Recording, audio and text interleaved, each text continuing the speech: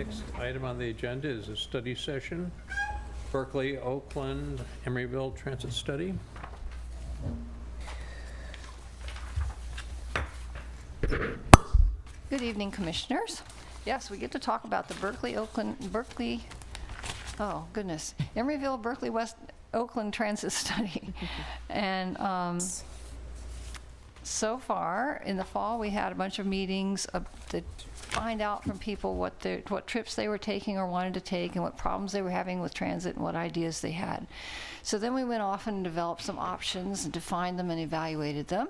And we've gone to the Policy Advisory Committee, some workshops, the TMA that runs the Emery Go-Round, and we're here now. And then we're also going to go to the Transportation Committee next week.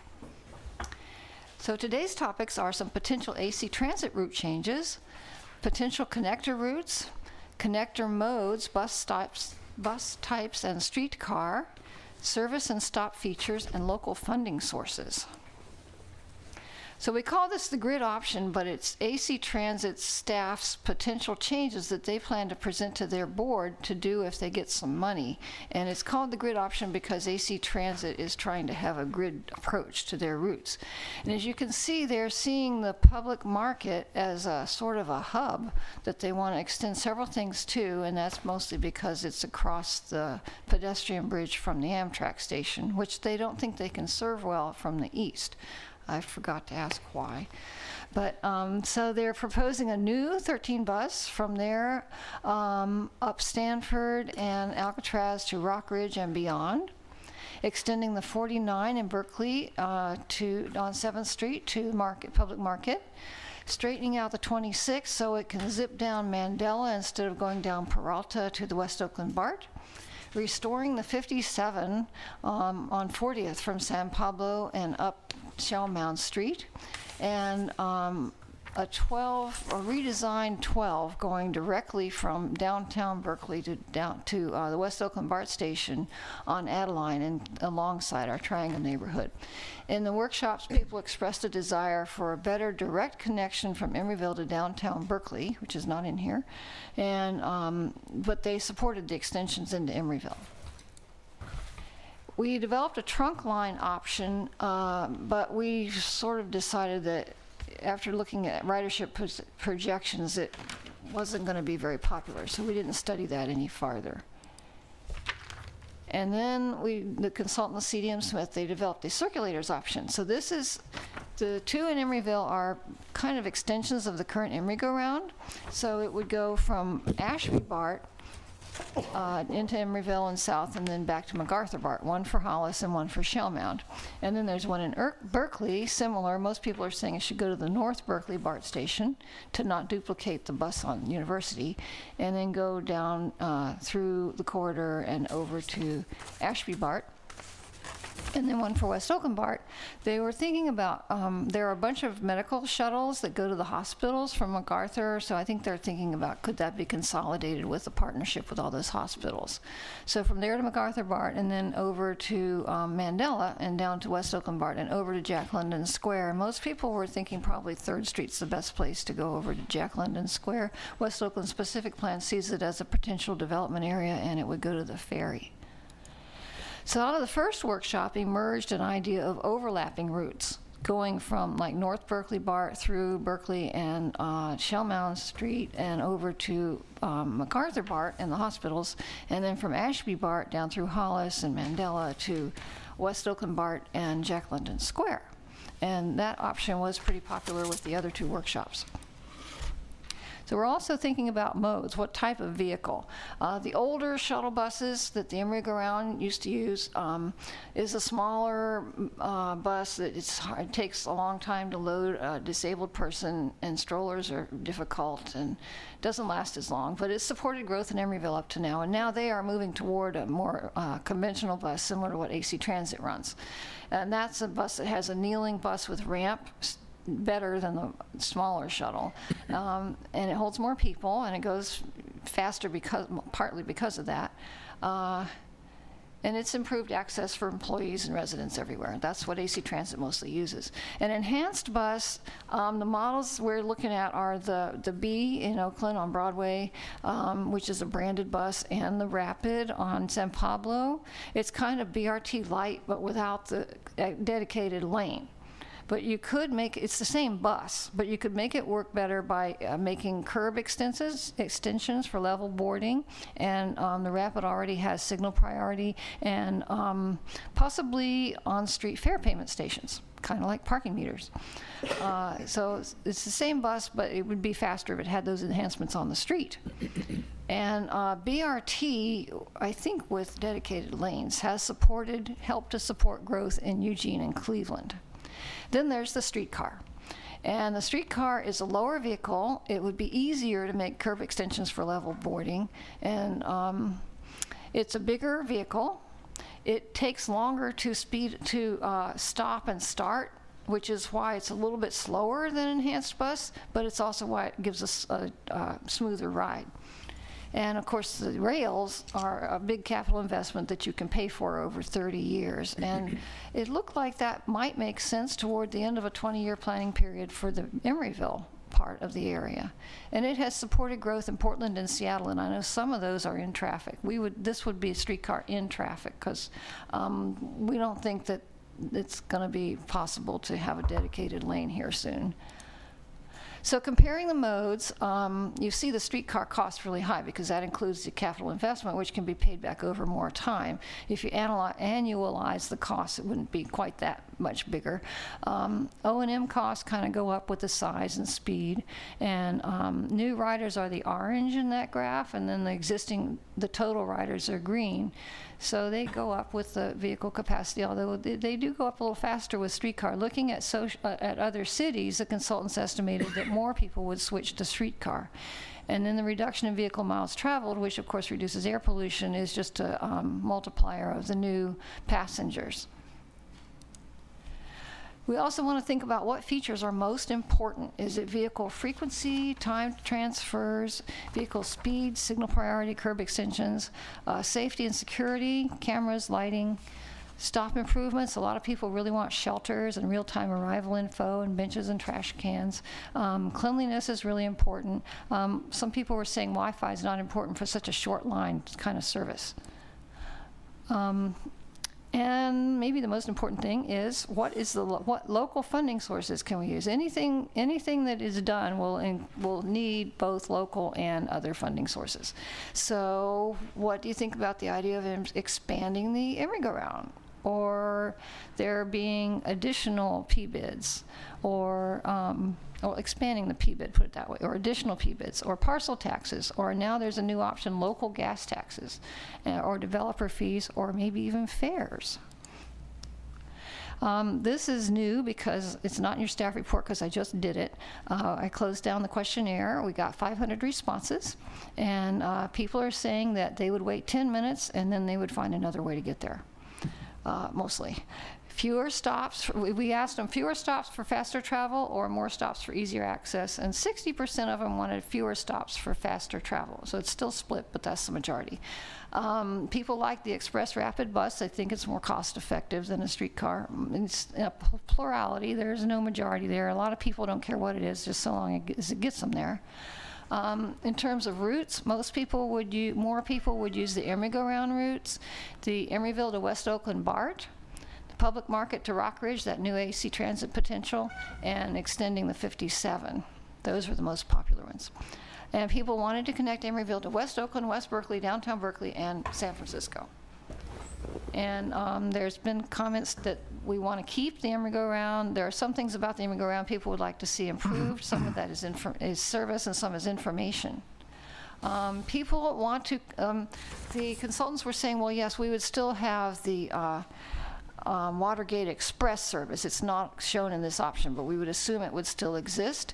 And some people have pointed out that, well, that's nice, but it doesn't get people from Watergate to other parts of Emeryville. So we have to go back to the drawing board about that. People want to increase speed, frequency, reliability, and safety. expand hours to nights and weekends, reduce pollution, reduce AC transit fares, provide shelters, comfortable vehicles, and a smoother ride. Of course, they want things to be faster and smoother. I met with the Transportation Management Association, the Emeryville people. They like the idea of extending the 57. It competes with them, but they're a free, oversubscribed shuttle, so that's fine with them. They also think it's good to connect Emeryville directly to downtown Berkeley. I don't think they plan to do that themselves. They like the overlapping connectors option. They think it's good to have a north-south connection that's closer to the bay than San Pablo, and to connect Emeryville to West Oakland. When we started talking about modes and what you can do to the street to help the buses run faster, they said they needed bus pullouts in the park. Well, you can use the parking lane where there is one. I guess they don't have good bus stops everywhere. They suggested that we test bus routes and see what's the best route and what the ridership is, and then start planning for future rail. We found out that people do take transit to IKEA because they deliver. We should reduce wait time and improve reliability and improve security. Cleanliness is important, but shelters are hard to maintain. I guess we just need to recognize that. Provide benches and trash cans. And we talked about fare collection. Fare collection is really hard, and it slows boarding, especially cash. You've got a kid with no money, the driver has to argue about it with it, and then there's people standing behind him. But maybe if we had a combination of the Clipper car, kiosks on the street, and the honor system, maybe then fares would work. And they wish that Measure B funding would allocate money specifically for this instead of having a grant program that you could apply for. And then I met with the Policy Advisory Committee. So we had people from AC Transit, BART, these board members from AC Transit, BART, Emeryville, we had our mayor here and mayor's office people from the other two cities, and some residents and people from disabled and housing groups. They think it's important also to connect to downtown Berkeley, 4th Street Amtrak, Jack London Square, and downtown Oakland, some of which these proposals do and some they don't. Ashby's too slow. We should think twice about going on Ashby. We could take Stanford. The N should go to North Berkeley BART and 3rd. BART, this is an interesting thing. BART is studying service on UP Railroad, local passenger service from Richmond to West Oakland as part of their vision plan, and the plan is supposed to be done in the end of next year. DMU, diesel multiple unit trains. So this kind of answers the people that wish that Amtrak could charge a local fare. It would provide local passenger service on that railroad track. So that was exciting to hear. Can I interject or ask you a question? Have they considered the viability of that, with considering how the railroad company wants to increase traffic on their rails? Is that really a viable option if the freight traffic is increased? Well, I haven't heard much more about it than this, but if they saw it as a non-starter, I don't think they'd be publicizing that they're studying it. That doesn't mean it's a done deal. My understanding of that proposal is that it needs 4 tracks, which currently in Emeryville we have 4 tracks through most of the city, but 2 of those tracks technically are part of the West Oakland Yard. So they're not mainline tracks, so they park trains on them and stuff. So they would take those out of the West Oakland Yard somehow, like they do their yard work, somewhere else, and designate all 4 as mainline tracks. And that only requires a 100-foot right-of-way, which UP already has, all the way to Martinez, I think. They've got the right-of-way. They just need to put the tracks back. So if they had 4 tracks, 2 would be for freight and 2 would be for passenger. That'd be great. So it might be possible. Okay, they talked about level boarding, which was part of a plug for streetcar, but it might be doable with buses. Establish a bus, see the ridership, and then plan the track location, which side, and dealing with bikes and utilities later when you're sure about it. Reducing the driving would improve air quality and reduce health problems, and our mayor said that Emeryville has a higher rate of child hospitalization for asthma than West Oakland. So this is important. We had some non-commuters who want to see hub-to-hub service for ages 8 to 80 rather than just commuters and paratransit. And then we had someone from the Emeryville say Emeryville can go to West Oakland if we're paid for it. It takes the political will and or a West Oakland P bid, and then we could work on it. So That's a couple of big prerequisites for that.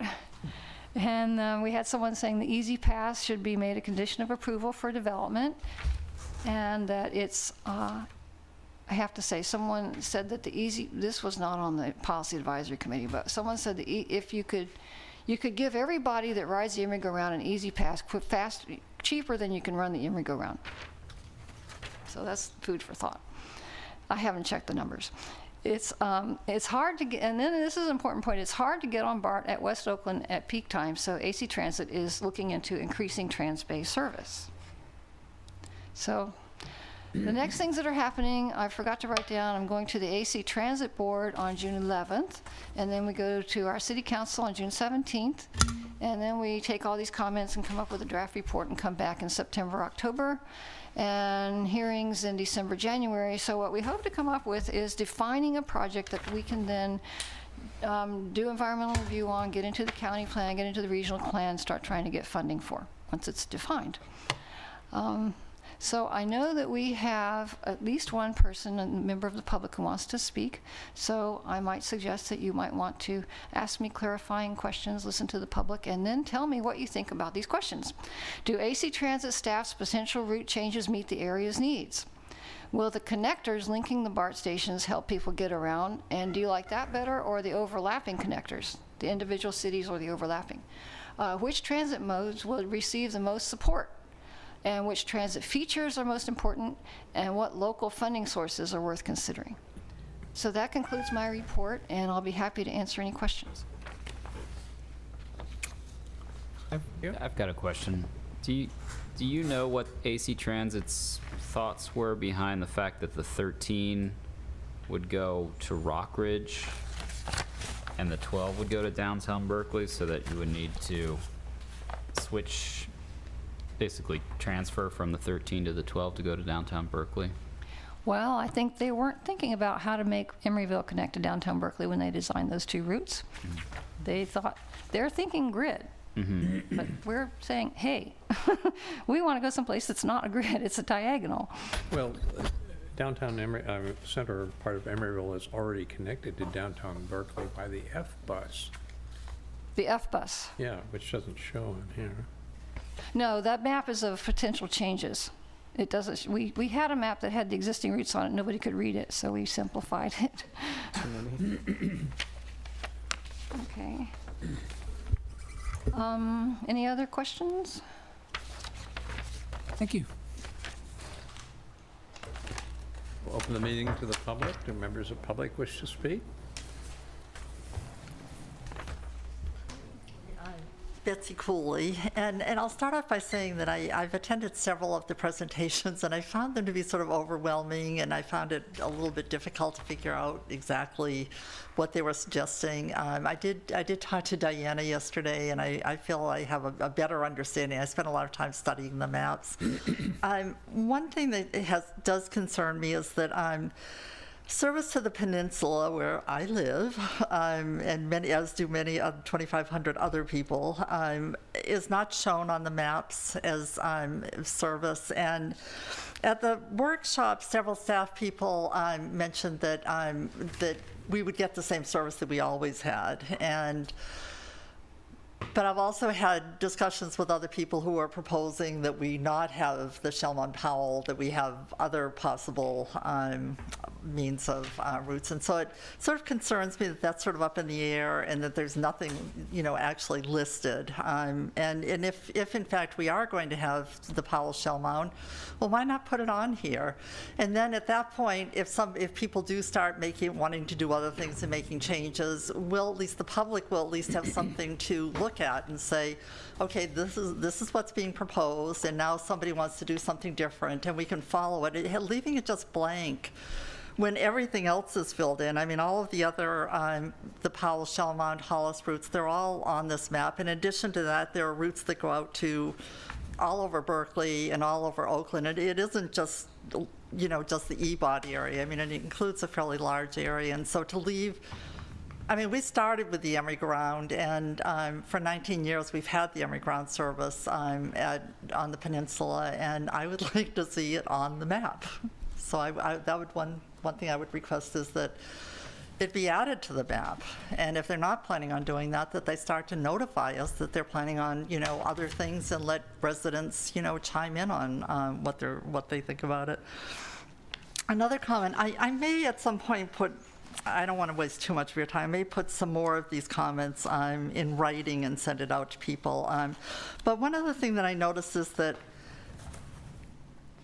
there's service suggested for the North Berkeley BART, downtown Berkeley BART, Ashby, MacArthur, West Oakland, and Rockridge. And to me, it just seems as though it's sort of overwhelming, and it seems as though it's going to be very, very expensive. And right now, we're having trouble trying to pay for the Emeryville in just a really limited space. I mean, we've been asking the city council for, for money for months now, and so that concerns me that this is turning into a really big project, and I don't really, and the other thing is that as this is happening, where it's all sort of intertwined with the current Emeryville and this whatever, it's at the same time we're doing the P-bid, and so I'm sort of a little bit concerned that if there's a lot of uncertainty about the service, they're trying to get the P-bid passed. We need to look at that. That's all. Would you Thank please sign in? Oh, no, I didn't. Declare the public meeting closed, and, my complaint was similar to Betsy's. I went to a study session here in Emeryville, and they totally ignored the peninsula where I live. The 4 largest office buildings in Emeryville are on the peninsula, and they don't even show it on their map. And maybe the Emeryville will disappear. I hope it doesn't. But I would think they would have given it some attention. Well, maybe, Diana, can you correct us? On the maps, are they showing existing or is this all just new proposal? Because I know there's the caveat over here that says other transit routes not shown on map, existing Emeryville and Berkeley shuttles service retained. So you're not showing those the because... maps are for this new thing that we might have. Right. And so anything existing is not shown on the map. And so when we press the consultants, people at Watergate are going to not like this, and they put a little line on their map that said the Watergate Express would continue to run, but it's not part of their proposed enhanced branded bus thing or whatever it is. Also, we have the Powell Shell Mount, which not just Right. Those are 2 different routes, yeah. routes, and Right. that's only for rush hour. And Yeah. Betsy, you have to be by a mic. So I think that's a legitimate problem that, even though it's not a new route, I think the concern that, especially making that statement that the Watergate will stay, it's not saying what's going to happen with the Powell Shell Mound or the Hollis. So maybe that can be... Go round at all. Yeah, well, the Watergate is the Emeryville. It could be that as things grow, the Emeryville might keep its roots, and those roots might be in addition to the Emeryville. Okay, so it is kind of up in the air. Very. Okay. It seems like integration of the systems is key to all of this stuff. The more times you have to transfer between services and transfer between carriers and transfer between routes, the more your ridership drops off dramatically. So it is kind of disturbing that Emery-Go-Round is not being better folded into this somehow, but. And yeah, there's two different things that we're looking to do, is move people in and out of the area, but then we also need to serve our residents and workers locally that need to get a more fine-grained approach. So that's not being shown here, and that does concern me. But I guess that would just alter those routes may alter depending on what these routes do. So it's a chicken and egg thing a little bit. I still to me, it seems like there should be a route that you can hop on, goes up Stanford to, Adeline, Ashby, Shattuck, downtown Berkeley.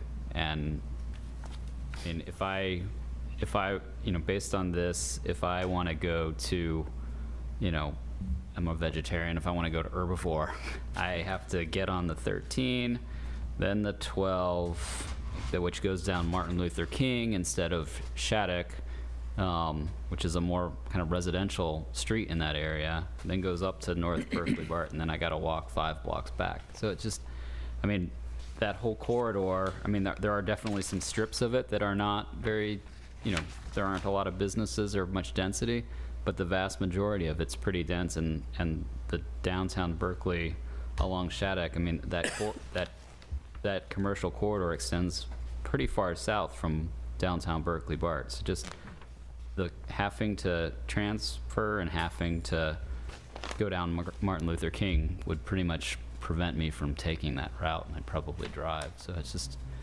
doesn't seem. And Rockridge is cute, but it doesn't have as much going on as downtown Berkeley, both work-wise and offerings outside of some nice restaurants and some cute stores, I guess. I don't know. It would be easier to get to Rockridge on BART Yeah, exactly. Two right there in the from middle. MacArthur Station, which connects to the Emeryville. I mean, you almost have to do a study of where people are getting on and where they're getting off, because nobody wants to transfer more than once. At the most. And just, these are all curious, but I don't understand how they came about. Yeah, to me, the missing need is a route that goes north-south through basically the whole study area. So from West Oakland BART north, up to the Berkeley Amtrak station, and then maybe over to North Berkeley BART. I know myself, I do quite a bit of travel north-south through the study area. And I think there's really a need for that. I think that's why that sort of odd corridor of, Hollis takes that snake by Urban Ore and turns into 7th, and then by Bayer, 7th cuts over into 6th Street. It's all because, people, traffic wanted to move north-south, and so they kind of configured the roads in some janky way to get it to do that. So my proposal would be, I suggested this at one of the community meetings, but I will suggest it here again, is another alternative concept which would have 2 lines that would basically look sort of like the cent symbol, if you will. So one would what's shown on this connector 2 concept would basically the 2 would continue up 7th Street and then cut over to North Berkeley BART, and the 1 would come from MacArthur BART, wrap around through Emeryville, and then go to Ashby BART. Did you say the second sentence again? The what? Second sentence again, the one? So the one would basically make a C, so it would come from Kaiser, MacArthur BART, through the west side of Emeryville, and then across Ashby and end at Ashby BART. I can't imagine anybody going from MacArthur BART to Ashby BART. No, they wouldn't, but it would catch a lot of people in the middle that would go to either of those stations, right? You're going to get a lot of people from here that are coming into Emeryville, a lot of people from up here that are going to BART. Yeah, but the So- biggest complex of offices is out here, and that would be a half a mile away from where the Yeah, well, bus if you could goes. bring that line out here too, you could then go to either of these 2 BART stations, depending on whether you were going north or south.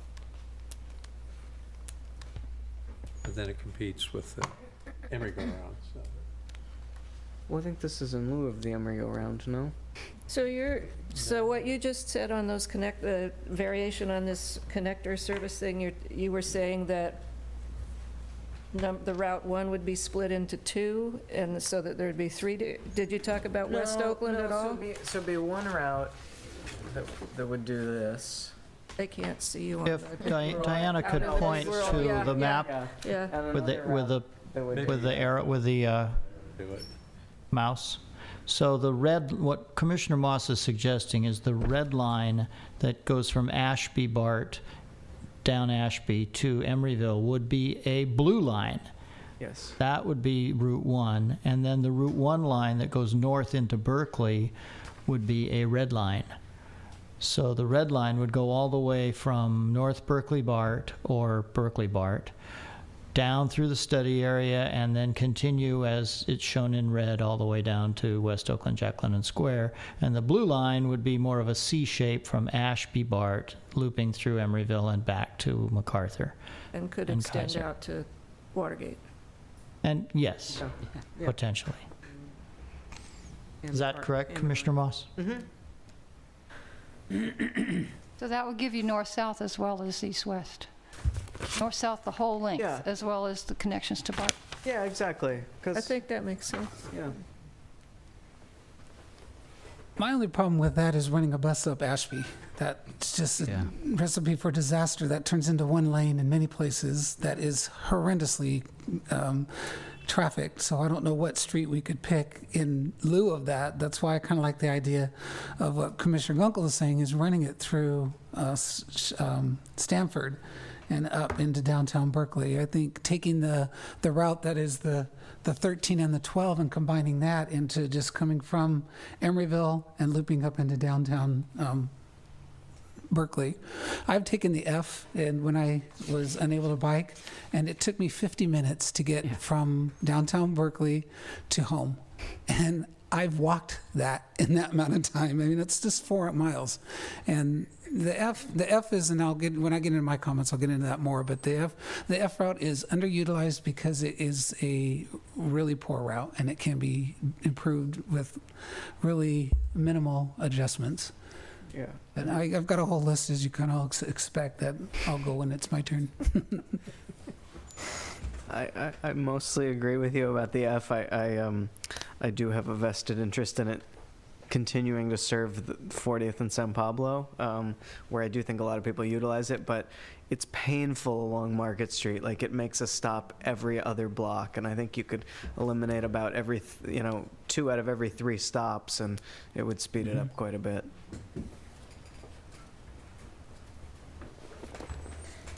I mean, it might never happen, I don't know, but I mean, the one thing that, when you look at the price of the streetcar versus the buses, the one thing that's not really reflected there is that a streetcar provides a certain sense of permanence to that route that can revitalize an area that a bus never will. And it also adds character to it. And I mean, to me, the clear route, if there is one, is along San Pablo and the place, and I think it's also the corridor that needs something like that to help revitalize it. I think it would accept it well. 72 is a route that's very popular, and San Pablo has the width for it, and it just seems like, I don't know. Just doing it through Emeryville makes no sense, though. So it would have to be something that would be in conjunction with Berkeley and Oakland. But I think all three cities would benefit greatly by the revitalization of San Pablo that could have kept. Not to mention possibly Albany and Yeah, El exactly. Cerrito, for Yeah, that you can. matter. I mean, all along San Pablo. all It's along just San it's And just downtown waiting for- Oakland along Broadway. Unfortunately, it's a state highway. Well, there used to be a streetcar that went all the way out to Point Richmond along San Pablo Avenue. Yeah, that's Or- right, it yeah. did. Yeah, and the existing 72, there's 3 72 buses on San Pablo, the 72, the 72M, and the 72R, and I take the R quite a bit, and it's always well utilized. Yeah. So what I'd like to do is just go through Diana's key points that she asked about on here, and I have a couple of, I have some responses to all of them, and it's probably going to be quicker if I just read them off, even though it's a little informal or too formal. But do AC Transit's potential route changes meet the area's needs? And I think for myself, and just looking at the concepts as they are without making any modifications, I kind of support the trunk line service concept B because it goes to Jack London Square all the way up to 4th Street. It hits and kind of terminates both those routes in the middle, which is Emeryville. I don't really see that many people going from Jack London Square all the way up to the end of North Berkeley. I think all the stops are in between. So I think the way this route is kind of configured, it works that way. I would definitely change the 13 and combine it with the 12 to go to downtown Berkeley. And I would agree with Commissioner Gunkel that it should go on Shattuck and not Martin Luther King.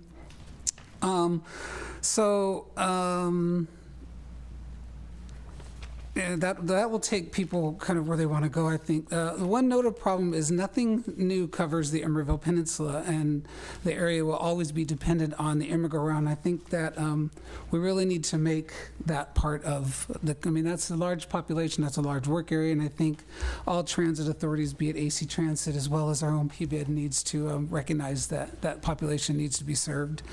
What changes are needed? We need more direct lines that connect to downtown Berkeley, Emeryville, and San Francisco. As I was really happy to see the survey results said that is San Francisco is a critical connection. The route needs to avoid heavy trafficked areas like Ashby or 40th Street, and it needs to be a 7-day-a-week line. This can't be just commuter lines. If we want to get cars off the road, like Commissioner Gunkel said, you'd like to go downtown Berkeley to eat, and that might be on a Friday night or during the weekend.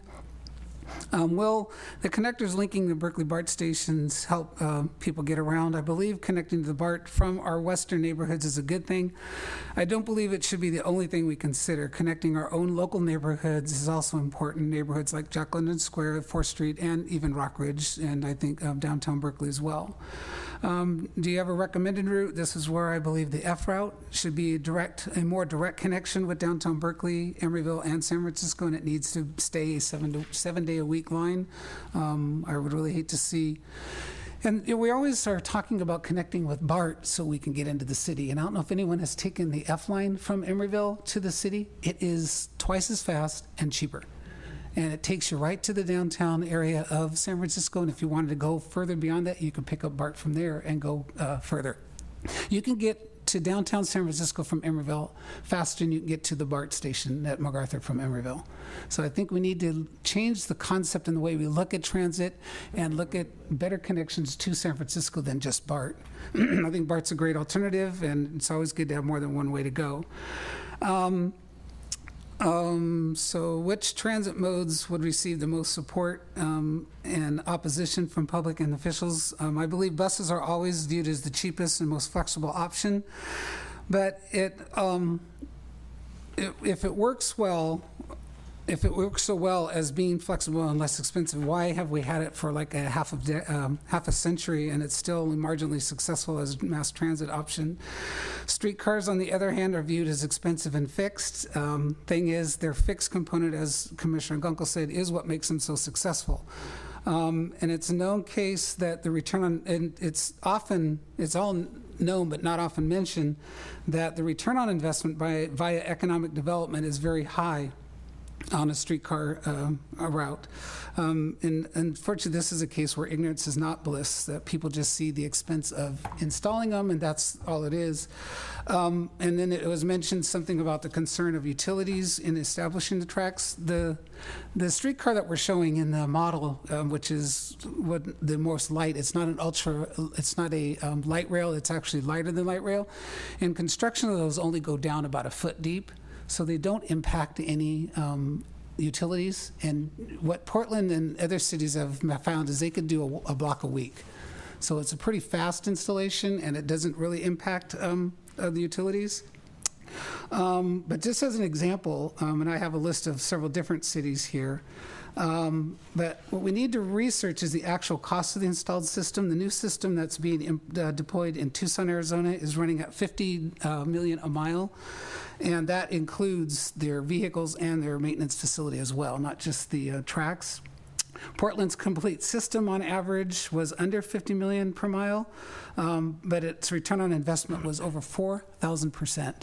So I don't know of anything that a city invests in that returns a 4,000% on their economic development. So these are things that, we have figures for but are not often talked about. And what transit features are most important? I think short wait times and short travel times, knowing the vehicle is coming and when, and safety, either both at the stops and on board. I think those are very critical issues. And then what sources are worth considering? I think everything on the list, of course, is worth considering. And I also think something that people are generally afraid of to broach is the fact of congestion pricing. And in the Bay Area here, I think the only congestion pricing we really have as an option, since we can't charge tolls at our entry to the city, is paid parking. And that's pretty much how Portland pays for their transit, is through paid parking garages. Well, that's my thoughts. Diana, you were talking a little bit about the 30-year amortization cost and how if we had compared it, say, to the 10-year on that little graph, and it would be much closer. Could you go a little more detail on that? Because that was intriguing to me.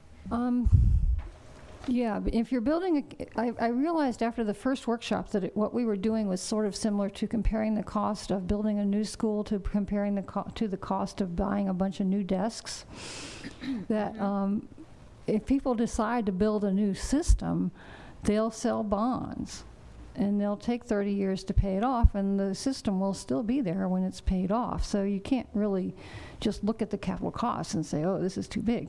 So if you annualize the cost, which will happen in the report, then the streetcar is still more expensive, but it's not as much more expensive as just looking at the capital cost. That's as much detail as I have now. I do, one of the interim reports that the consultant shared with the Technical Advisory Committee had a graph where they overlaid passengers with cost, annualized cost, and that was like 1,000 passengers and $1 million or something.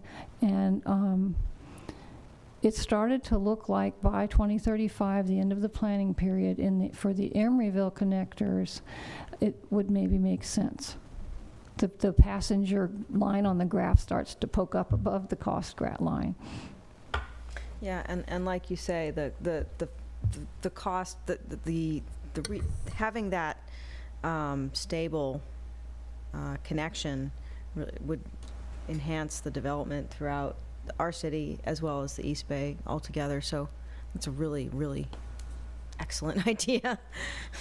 I like it very much. And I, just in terms of buses, like I said, I think there are two things going on where we want to move people quickly through, but we also need to make sure to provide services for people that want to stay in the community, to get to grocery stores and back, that to get to schools safely, to that may need some assistance, and maybe smaller buses are the answer for that, because they would be going through the neighborhoods.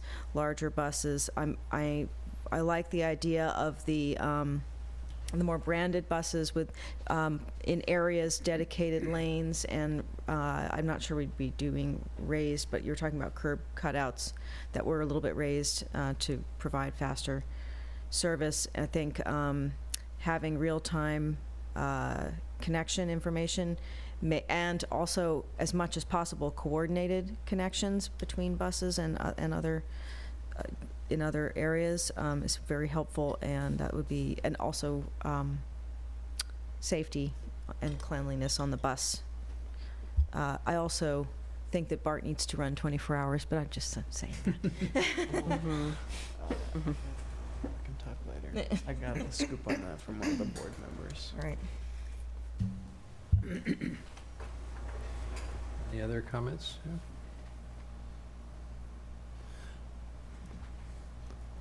How do we summarize this, Charlie?